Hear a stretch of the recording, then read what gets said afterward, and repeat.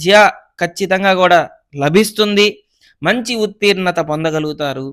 ఇప్పటివరకు 3 సార్లు రాసామండి, 4 సార్లు రాసామండి అనుకుంటారు. కానీ ఇవన్నీ ఒక్క దెబ్బకి మొత్తం తొలగిపోతాయి. మంచి స్థితిలోకి, మంచి ప్లేస్‌లోకి వెళ్తారు ఖచ్చితంగా.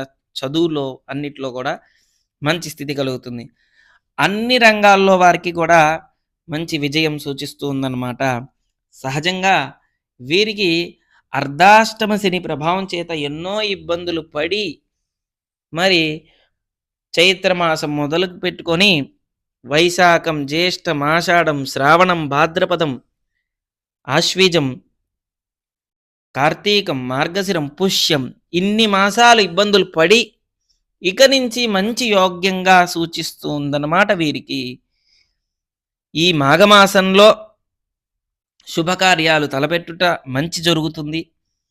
సడెన్‌గా గృహ నిర్మాణం, గృహమునందు శుభకార్యాలు అన్నీ సడసడంగా జరిగిపోతాయి. కానీ మంచి జరుగుతుంది. వీరేదైతే అనుకుంటూ ఉన్నారో బంధువుల ద్వారా అవ్వచ్చు, మిత్రుల ద్వారా అవ్వచ్చు